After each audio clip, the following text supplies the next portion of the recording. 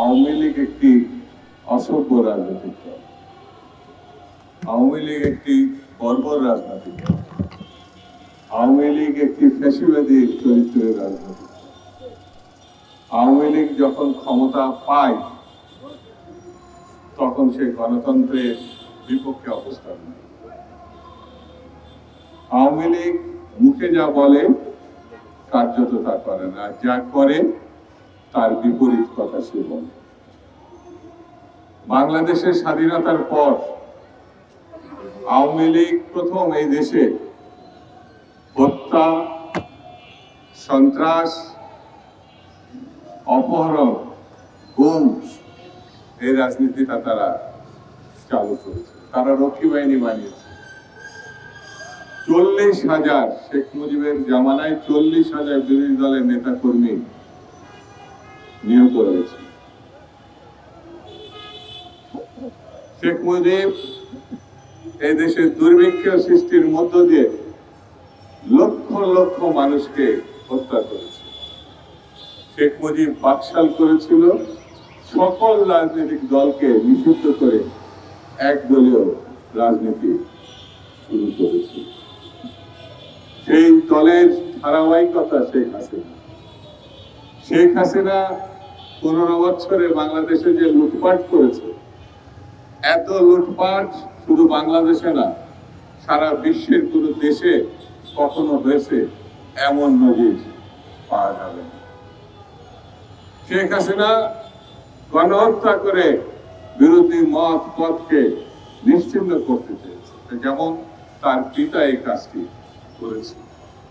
শেখ হাসিনা গুম, অপহরণ, মাত্রা অতিরিক্ত করেছিল। আমাদের ইলিয়াস আলী আজ পর্যন্ত ফিরে আসে, আমাদের কমিশনার চৌধুরী আলম আজ পর্যন্ত ফিরে আসে। শেখ হাসিনা কত ভয়ঙ্কর দেখুন, আয়নাঘর বানিয়েছে। এই যুগে সভ্যতার বিপরীত যে বর্বরতা, সেটা হচ্ছে আয়নাঘর। সেই আয়নাঘরের মধ্য দিয়ে পতিত যশা মানুষজনকে সেখানে ধরে নিয়ে গিয়ে হত্যা করা হয়েছে, আর না হলে বছরের পর বছর আটকে রাখা হয়েছে। সেই জন্যে এই দলটি কখনোই মানবতার পক্ষে ছিল না, কখনোই গণতন্ত্রের পক্ষে ছিল না। তারা জন্মগতভাবে ফ্যাসিবাদী, স্বৈরতান্ত্রিক। সর্বশেষ নিউ ইয়র্কের যে ঘটনা তারা সৃষ্টি করেছে, তার মধ্যে দিয়ে এটা প্রমাণ করেছে 1 বছর পার হলেও তাদের কোনো অনুশোচনা লক্ষ্য করে। তারা কখনো বাংলাদেশে যে অপকর্ম করেছে, বাংলাদেশে যে গণহত্যা চালিয়েছে, বাংলাদেশে যে নৃশংসতা চালিয়েছে, বাংলাদেশে যে সীমাহীন দুর্নীতি করেছে, তাই ব্যাপারে সে কোন রকম অনুশোচনা তাদের নাই। জাতির কাছে তো বটেই, বিশ্বের কাছেও ক্ষমা চায়। তারা ইসলামের বিপরীত শক্তি। কেন বলছে এই কথা? আমাদের মহান সৃষ্টিকর্তা বলেছে, তুমি ভুল করলে তুমি আমার কাছে ক্ষমা চাও। আল্লাহ তাআলা ক্ষমা জন্য বসে থাকে। বান্দা ভুল করবে, বান্দা অপকর্ম করবে, সে তার সৃষ্টির কর্তার কাছে ক্ষমা চাবে। এটাই বাস্তবতা। আওয়ামী লীগ এই জন্যে বলবো, তারা ধর্মও মানে না।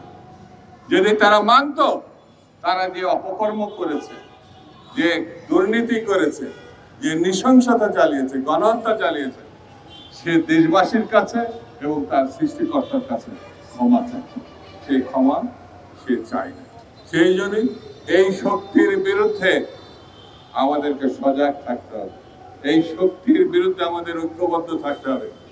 পৃথিবীতে যত বড় শক্তি তাদের সমর্থন দিক না কেন, যত বড় শক্তি তাদের কোলে নিয়ে বসে থাকুক না কেন, বাংলাদেশের মানুষ এই শক্তিকে কখনো ক্ষমা করবে না, কখনো উঠে দাঁড়াতে দেবে না। এটাই হচ্ছে বাস্তবতা, এটাই হচ্ছে বর্তমান অবস্থা।